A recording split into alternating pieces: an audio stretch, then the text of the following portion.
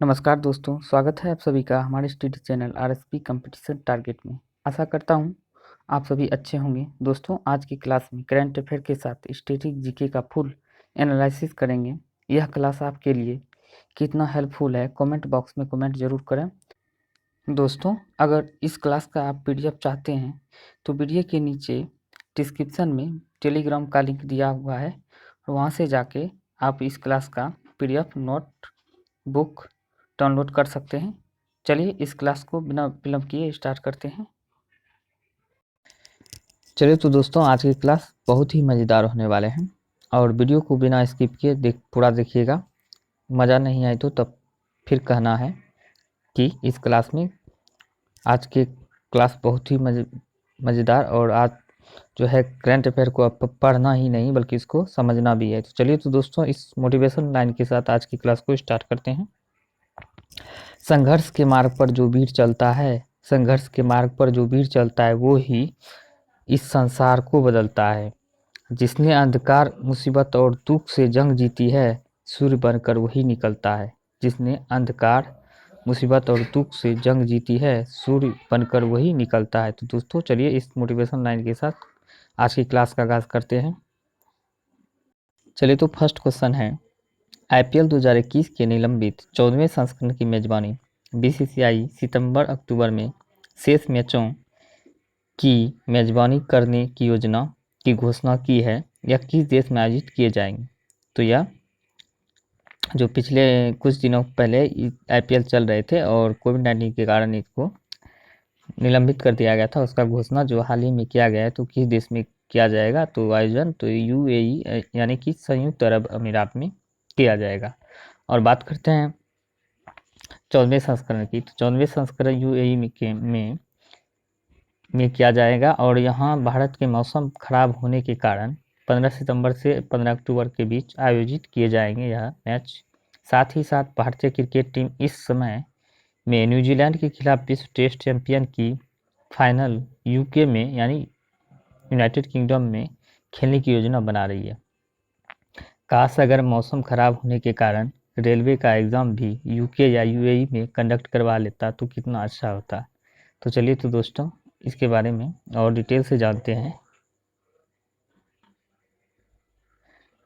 13वें IPL संस्करण किस देश में आयोजित किया गया था? 13वें आईपीएल किस देश में आयोजित किया गया था? यूएई यानी संयुक्त अरब अमीरात में किया गया था। और बात करते हैं आईपीएल के 13वें संस्करण किस टीम ने जीता था? तो मुंबई इंडियंस ने दिल्ली कैपिटल को हराकर जीता था। और बात करते हैं मुंबई कैपिटल ने 5वीं बार खिताब जीता है, तो यह 2013, 15 और 17, 19, 20 में जीता है। बात करते हैं पहली बार आईपीएल किसने जीता था? राजस्थान रॉयल ने पहली बार यह खिताब जीता था। और बात करते हैं अब तक कि कितनी बार विदेशों में आयोजित होने वाला आईपीएल है, तो यह तीसरी बार होने वाला आईपीएल है, जो अब की बार 14वें सीजन का जो कराया जाएगा तो तीसरी बार हो जाएगा। और बात करते हैं लगातार 2 बार यानी 13वां और 14वां संस्करण की आयोजन की बात करें तो यूएई में किया जाएगा। और बात करते हैं नेक्स्ट बीसीसीआई के बारे में। बीसीसीआई की स्थापना की बात करें तो 1928 ईस्वी में बीसीसीआई की स्थापना किया गया था। और बात करते हैं इनके अध्यक्ष वर्तमान में सौरभ गांगुली है। और उपाध्यक्ष की बात करें तो राजीव शुक्ला इनके उपाध्यक्ष है। और बात करते हैं पुरुष कोच की तो रवि शास्त्री इनके पुरुष कोच है। और बात करते हैं महिला कोच के बारे में तो रमेश पवार इनके महिला कोच है। और बात करते हैं सेक्रेटरी बीसीसीआई के सेक्रेटरी के बारे में तो जय शाह बीसीसीआई के सेक्रेटरी है। ये देखिए बहुत ही मज़ेदार चीज़ है। चलिए तो इसको देखते हैं। तो बीसीसीआई से अनुरोध है कि वह वर्ल्ड कप मेरे गांव बिहार में खेत में करवा ले, वहाँ बारिश तो दूर हवा भी लग जाए तो कहना। तो बीसीसीआई से अनुरोध यही है कि वह वर्ल्ड कप हो या आईपीएल मेरे गांव में एक बार करा ले, बिहार के गांव के खेत में करवा ले, वहाँ बारिश तो क्या दूर तो हवा भी लग जाए तो कहना। चलिए तो दोस्तों, इसके साथ और भी एक चुटकुले देखते हैं। ये रहा असली मज़ेदार चुटकुला। देखिए, सब टीमें हमसे डरी हुई है, पाकिस्तान के द्वारा कही गई है कि सब टीमें हमसे डरी हुई है और कहते हैं, जॉन लीवर भाई साहब कहते हैं, डरेंगे ही आतंकवादियों, क्या पता तुम कब बॉल की जगह बम फेंक दो। सही बात है, पाकिस्तान का कोई भरोसा नहीं, कब क्या कर देंगे कोई पता नहीं, इसलिए वहाँ पे कोई भी क्रिकेट टीम के क्रिकेट टीम जाने से डरते हैं, क्योंकि वहाँ एक आतंकवादी हमला हो चुके हैं। तो बात करते हैं नेक्स्ट क्वेश्चन के बारे में। बच्चों के लिए पीएम केयर्स फंड योजना पीएम केयर्स योजना पीएम मोदी ने कोविड-19 के कारण अनाथ बच्चों के लिए कितने रुपये देने की घोषणा की है? तो कितने रुपये देने की घोषणा की है? तो 10 लाख रुपये देने की घोषणा की है। बात करते हैं कोविड योजना के बारे में। कोविड-19 के कारण अनाथ हुए बच्चों के भविष्य के लिए 10 लाख रुपये देने की घोषणा की है। इस योजना से बच्चों को उचित शिक्षा, पोषण आदि लाभ PM cares fund for children योजना के तहत दिया जाएगा। और इस योजना के तहत बच्चों को मुफ्त शिक्षा, 10 साल से कम उम्र के बच्चों को डे स्कॉलर के तौर पर नज़दीकी विद्यालय या निजी स्कूलों में प्रवेश दिया जाएगा। और बच्चे 23 साल के हो जाएंगे तो उन्हें पेशेवर या निजी इस्तेमाल यानी बिजनेस व्यापार के लिए 10 लाख की पूरी राशि दी जाएगी। और आयुष्मान भारत योजना के तहत 18 साल तक 5 लाख रुपये के स्वास्थ्य बीमा कवर दिए जाएंगे, और जिसका भुगतान पीएम केयर्स फंड द्वारा किए जाएंगे। अब बात करते हैं, इस महामारी के कारण लगभग 570 बच्चे ने अपने माता पिता को खो दिया है। केंद्र सरकार राज्य सरकारों के समन्वय से इन सभी अनाथ बच्चों की लगातार निगरानी कर रही है। और बात करते हैं पीएम केयर्स फंड की।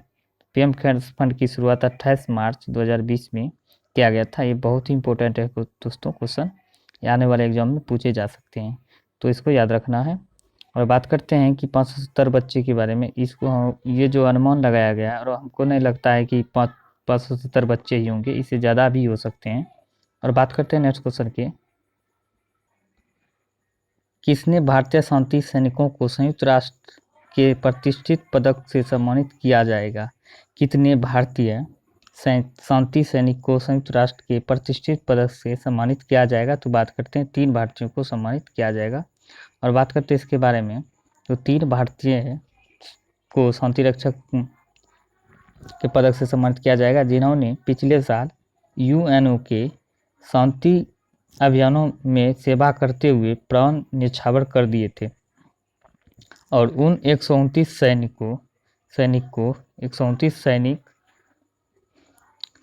पुलिस में और नागरिक कर्मियों में शामिल है, जिन्हें ड्यूटी के दौरान साहस और बलिदान के लिए मरणोपरांत यूएनओ के द्वारा प्रतिष्ठित पदक से सम्मानित किया जाएगा। और विश्व शांति सेना में योगदान के नज़रिए से बात करते हैं तो सभी देशों में से भारत तीसरे स्थान पर है।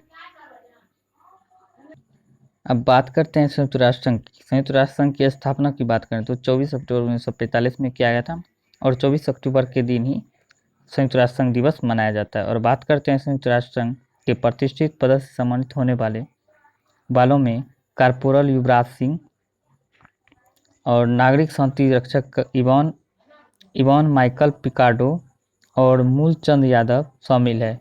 कॉर्पोरल युवराज सिंह दक्षिण सूडान में संयुक्त राष्ट्र संघ मिशन में सेवारत थे, और जबकि नागरिक शांति रक्षक इवान माइकल पिकार्डो के साथ एक नागरिक शांति रक्षक के रूप में जुड़े थे। मूलचंद यादव इराक में संयुक्त राष्ट्र सहायता मिशन से जुड़े थे। और बात करते हैं, संयुक्त राष्ट्र महासभा ने 2003 में एक प्रस्ताव पारित कर 29 मई के दिन संयुक्त राष्ट्र शांति सैनिकों के अंतर्राष्ट्रीय दिवस के रूप में आयोजित करने का निर्णय लिया गया। तभी से यह 29 मई को संयुक्त राष्ट्र शांति सैनिक के दिवस के रूप में मनाया जाता है। और बात करते हैं, भारत अब तक 8 बार संयुक्त राष्ट्र सुरक्षा परिषद के अस्थायी मेंबर रह चुके हैं। और कब कब रह चुके हैं देखते हैं, 1950 से 51 तक, और 1967 से 68 के बीच, 72 से 73 के बीच, और 70 से 78, 1984 से 85 के बीच, 91 से 92 के बीच, और 2011 से 12 के बीच, और 2021 से 20 के बीच हाल ही में अभी ये मेंबर अस्थायी रूप से हैं। और बात करते हैं नेक्स्ट क्वेश्चन की, IBF का नाम बदलकर क्या रखा गया है? तो IBF का नाम हाल ही में बदलकर रखा गया है Indian broadcasting and digital foundation.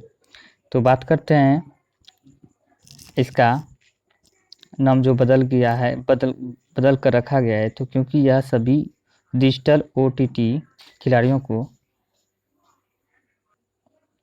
एक छत के नीचे लाने के लिए डिजिटल प्लेटफॉर्म को कवर करने के लिए अपने दायरे का विस्तार करता है।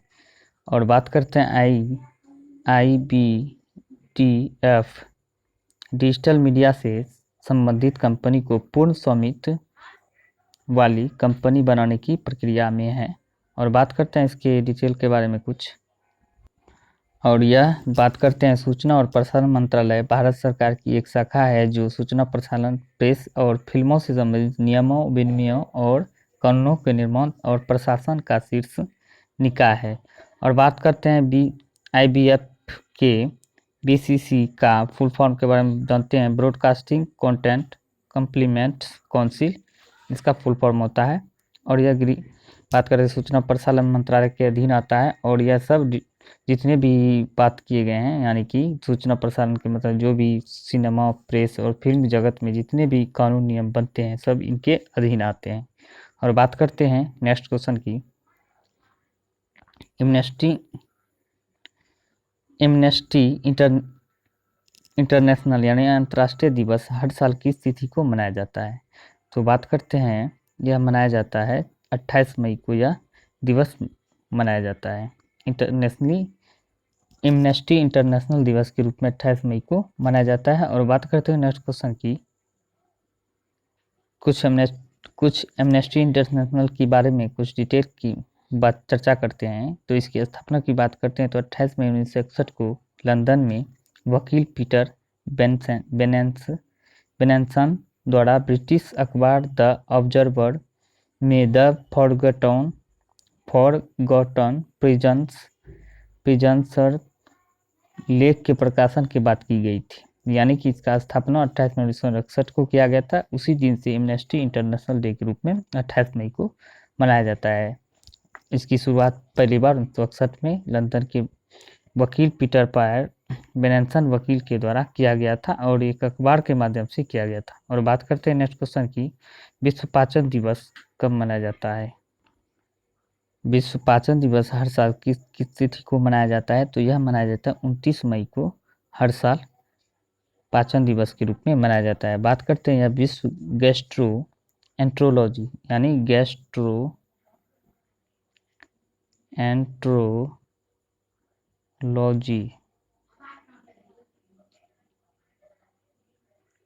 लॉजी संगठन द्वारा WGO संस्था के सहयोग से आयोजित किया जाता है। यह रोग एवं विकार के प्रति लोगों को जागरूकता करना एवं स्वास्थ्य के प्रति जागरूकता के लिए यह दिवस मनाया जाता है। इनके बारे में कुछ डिटेल है, जानते हैं इनके बारे में। विश्व पाचन स्वास्थ्य दिवस वर्ल्ड डाइजेस्टिव हेल्थ डे के बारे में बात करते हैं तो 29 मई को मनाया जाता है। और बात करते हैं वर्ल्ड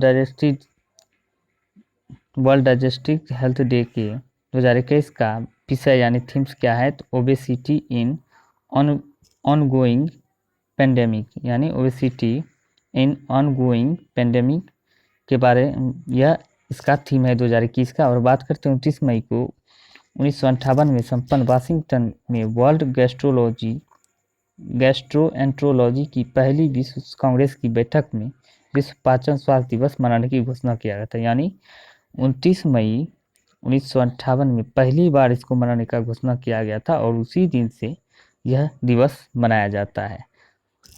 यह स्वास्थ्य के प्रति जागरूकता के लिए यह दिवस मनाया जाता है। और बात करते हैं नेक्स्ट क्वेश्चन की, अंतर्राष्ट्रीय एवरेस्ट दिवस हर साल किस तिथि को मनाया जाता है? तो बात करते हैं हर साल जो मनाया जाता है यह किस तिथि को मनाया जाता है? 29 मई को मनाया जाता है। चलिए तो इसके बारे में नेक्स्ट जागरूकता के यानी इसके बारे में कुछ डिटेल से चर्चा करते हैं। अभी हाल ही में नेपाल में राजनीतिक उठापटक के कारण वहां के संसद को भंग कर दिया गया है। और वहां के राष्ट्रपति की बात करें तो विद्या देवी भंडारी के द्वारा वहाँ के सांसद को भंग कर दिया गया है और इसका चुनाव जो है ना तो यह नवंबर दिसंबर में होने की संभावना है। और बात करते हैं केपी शर्मा ओली, यहाँ के प्रधानमंत्री थे और जो चीन के राष्ट्रपति शी जिनपिंग के हाथों के कठपुतला यानी कठपुतली थे। तो बात करते हैं इसके बारे में और कुछ। नेपाली तेंजिन नोर्गे और न्यूजीलैंड के एडमंड हिलेरी ने इस दिन 1953 में माउंट एवरेस्ट पर चढ़ाई की थी, यानी पहली बार ये माउंट एवरेस्ट पर 1953 में चढ़ाई की थी। वे यह उपलब्धि हासिल करने वाले पहले इंसान थे। तो पहले इंसान से तो इसके बारे में और जानते हैं। तो नेपाल के द्वारा ही 2008 ईस्वी में उस दिन को अंतर्राष्ट्रीय एवरेस्ट दिवस के रूप में मनाने का फैसला किया गया, जब प्रसिद्ध पर्वतारोही हिलेरी का निधन हो गया। तो इसी के निधन के बाद जो 2008 से नेपाल के द्वारा यह दिवस मनाने का घोषणा किया गया था। और बात करते हैं नेक्स्ट क्वेश्चन की। हाल ही में दुनिया का सबसे पुराना सोना कहाँ मिला है? हाल ही में दुनिया का सबसे पुराना सोना कहाँ मिला है? तो बात करते हैं जर्मनी में मिला है। तो हाल ही में जर्मनी में खुदाई के दौरान दुनिया के सबसे पुराने सोने का आभूषण पुरातत्व विभाग को मिला है। और बात करते हैं पुरातत्व विभाग के अनुसार यह 3800 साल पुराना यानी 3800 वर्ष पुराना गहना बताया जा रहा है, और जो कि यह गहना 20 साल महिला के कब्र से निकला है। 20 साल महिला के कब्र से मिलता है। आइए तो कुछ जर्मनी के बारे में जानते हैं। बात करते हैं जर्मनी की। जर्मनी यूरोप महाद्वीप में स्थित है और जर्मनी की मुद्रा की बात करें तो यूरो है। और ये आभूषण जो है ये प्राप्त हुआ है जर्मनी से। तो बात करते हैं जर्मनी के बारे में।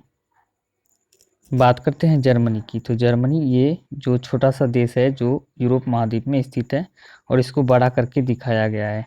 तो ये जर्मनी की मैप है, जो इसको बड़ा करके दिखाया गया है। ये पूरा यूरोप महाद्वीप का मैप है। और बात करते हैं जर्मनी की। जर्मनी की राजधानी की बात करें तो बर्लिन जर्मनी की राजधानी है। यूरो यहाँ की मुद्रा है और यह यूरोप महाद्वीप में स्थित है। और बात करते हैं नेक्स्ट क्वेश्चन की। हाल ही में टाटा डिजिटल ने बिग बास्केट में कितने प्रतिशत की हिस्सेदारी खरीदी है? तो यह कितने प्रतिशत की हिस्सेदारी खरीदी है? तो यह कुल 64% यानी 64% की हिस्सेदारी को खरीदी है। और बात करते हैं इसके बारे में। तो Tata digital online grocery big basket में बहुत हिस्सेदारी हासिल कर ली है। यह एक ऐसा सौदा है जो देश के सबसे बड़े समूह को ई कॉमर्स खिलाड़ियों के खिलाफ खड़ा करता है। और सॉल्ट टू सॉफ्टवेयर समूह की डिजिटल इकाई ने सौदे के वित्तीय विवरण का खुलासा नहीं किया है। हाल ही में एवरेस्ट की सबसे तेज चढ़ाई करने वाली महिला कौन बनी है? तो सबसे तेज चढ़ाई करने वाली महिला बनी है त्सांग इन हांग बनी है। त्सांग इन हांग के बारे में बात करते हैं तो यह हांगकांग स्थित पर्वतारोही त्सांग इन हांग ने महज 26 घंटे यानी 26 घंटे से कम में समय में ही एक महिला द्वारा दुनिया की सबसे तेज एवरेस्ट चढ़ाई का रिकॉर्ड बनाया है। तो यह 44 वर्षीय महिला है, 44 वर्षीय महिला जो कि त्सांग ने 23 मई को 25 घंटे यानी 25 घंटे 50 मिनट में ही रिकॉर्ड बना लिया है। और माउंट एवरेस्ट की बात करते हैं तो यह 48.86 मीटर यानी फीट में बात करें तो 29,031 फीट इसकी ऊंचाई है। तो माउंट एवरेस्ट को फतह किया है। तो इसी ने माउंट एवरेस्ट को फतह किया इतनी कम समय में, इतना जल्दी 44 वर्ष की उम्र में यह माउंट एवरेस्ट की ऊंचाई को फतह कर दिया। और यह ऐसा करने वाली विश्व की प्रथम महिला बनी है।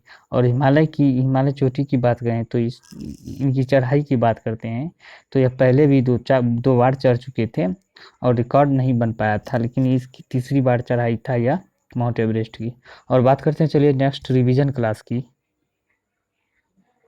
ये देख लेते हैं माउंट एवरेस्ट। ये है माउंट एवरेस्ट की ऊंचाई, जो सबसे अधिक ऊंचाई है यहाँ पे चढ़ के रिकॉर्ड बनाया है। तो ये सारे माउंट एवरेस्ट का नज़ारा है, बहुत अच्छा नज़ारा दिखने में लग रहा है। तो बात करते हैं, चलिए नेक्स्ट आगे अब रिवीजन क्लास की बात करते हैं। तो चलिए, तो रिवीजन क्लास के बारे में पिछले क्लास की करंट अफेयर का चर्चा करते हैं। वह राज्य जिसके राज्यपाल सत्यदेव नारायण आर्य ने संपत्ति क्षति वसूली विधेयक 2021 की मंजूरी दे दी है, तो वह कौन सा राज्य है? तो हरियाणा के द्वारा ऐसा किया गया है। और बात करते हैं केंद्रीय महिला एवं बाल विकास मंत्रालय के अनुसार सरकार ने कितने देशों में अपने उच्चायुक्त दूतों को वन स्टॉप सेंटर खोलेगी? तो वन स्टॉप सेंटर 9 देशों में कुल खोलने जा रहे हैं। और बात करते हैं नेक्स्ट की, तो भारत और किस देश ने प्रमुख रक्षा सौदे एवं नवीकरण किया है जो समुद्री सुरक्षा और सैन्य सहयोग को बढ़ावा देने को पर केंद्रित है? तो यह ओमान देश के साथ किया है। और बात करते हैं किस मंत्रालय ने हाल ही में प्रदर्शनी और सम्मेलन केंद्रों के लिए बुनियादी ढांचे का दर्जा दिया है? तो यह वित्त मंत्रालय के द्वारा दिया गया है। और अमेरिकी राष्ट्रपति जो बाइडेन ने किस भारतवंशी को वाणिज्य विभाग के डीजी के तौर पर नियुक्त किया है? तो यह अरुण वेंकटरमन को नियुक्त किया गया है। और बात करते हैं अनातोले कोलिनेट माकोसो को किस देश का नया प्रधानमंत्री नियुक्त किया गया है? तो कांगो का नियुक्त किया गया है। और बात करते हैं नेक्स्ट, 180 ऑस्कर जीत चुके 97 वर्ष पुराने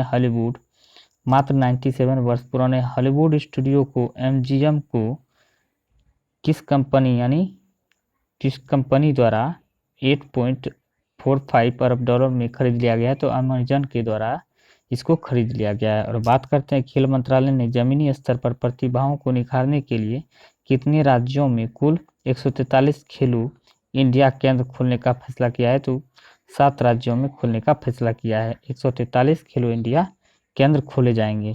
और बात करते हैं नेक्स्ट की, केंद्र सरकार ने 1987 बैच के IAS और जम्मू कश्मीर के किस मुख्य सचिव को वाणिज्य मंत्रालय में विशेष कर्तव्य अधिकारी यानी OSD बनाया है? तो यह BVR सुब्रमण्यम को बनाया है।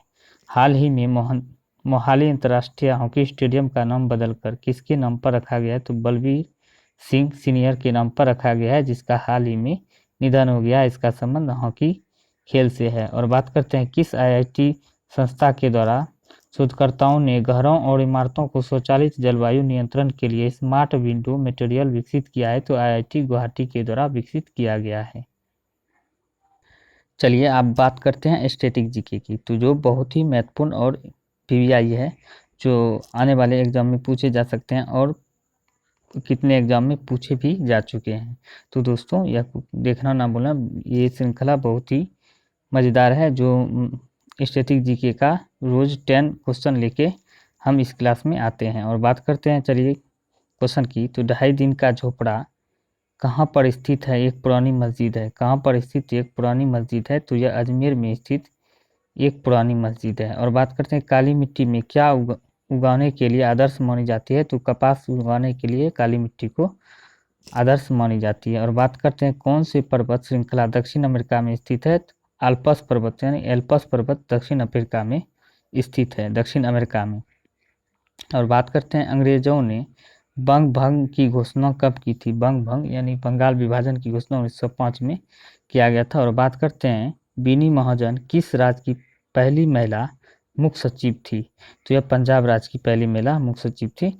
आर प्रज्ञानंद का संबंध किस खेल से है? तो शतरंज खेल से है। और बात करते हैं कौन सा शहर ब्रह्मपुत्र नदी के तट पर स्थित है? कौन सा शहर ब्रह्मपुत्र नदी के तट पर स्थित है?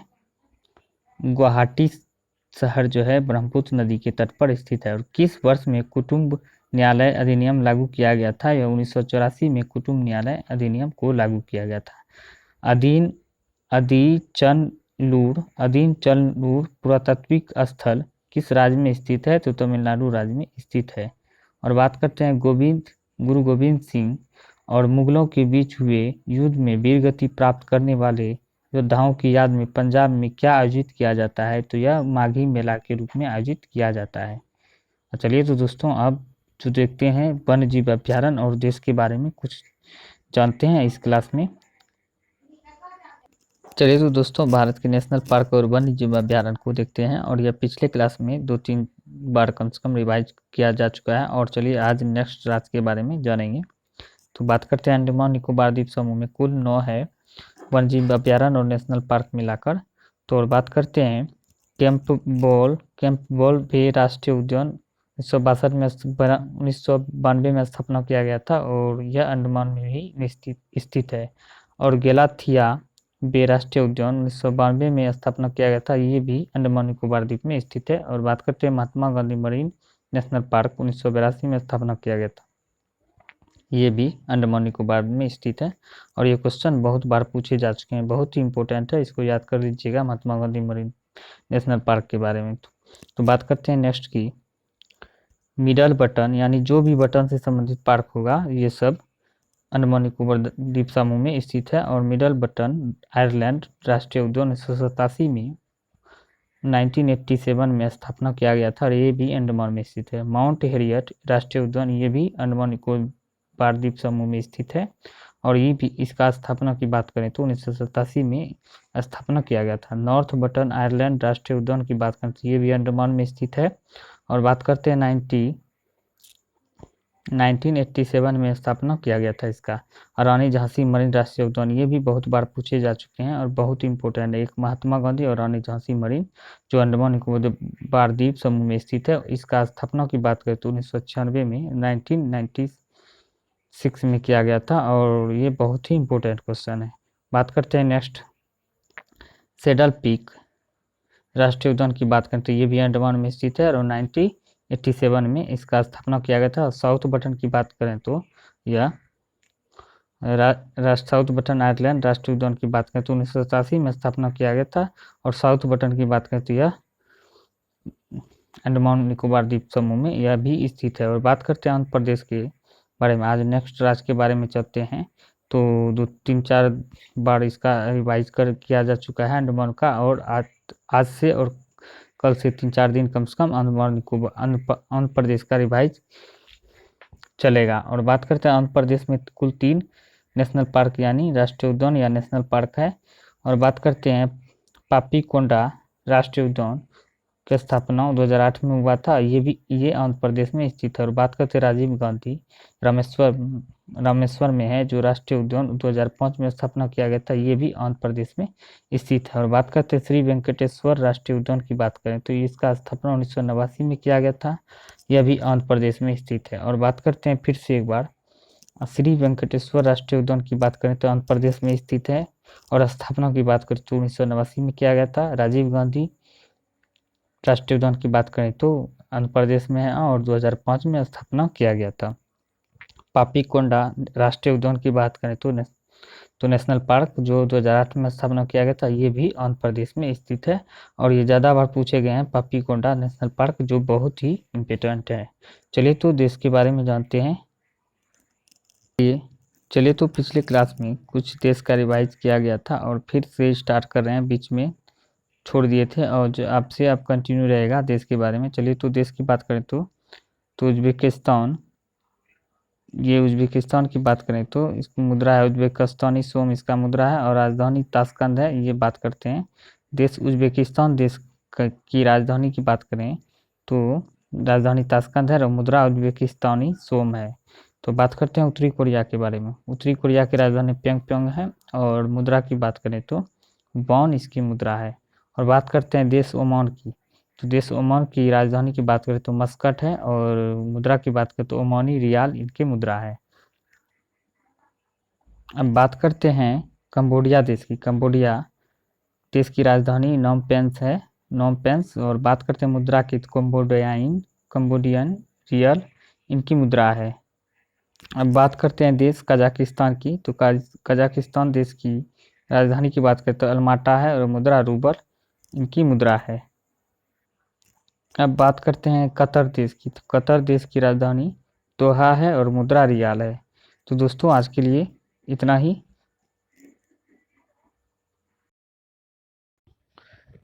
उम्मीद करते हैं कि ये श्रृंखला आपको पसंद आ रही होंगी। कमेंट सेक्शन में ज़रूर बताएं। अगर आपको अच्छा लगेगा तो इस तरीके से हम लोग इसे जारी रखेंगे और आने वाले समय में हमारा प्रयास यही रहेगा ताकि आप किसी भी एग्ज़ाम से पहले आपकी तैयारी बेहतर हो, साथ ही साथ आप किसी भी एग्ज़ाम से पहले रिवीजन कर लें तो मैक्सिमम आपके प्रश्न एग्ज़ाम में यहाँ से आ सकते हैं। धन्यवाद।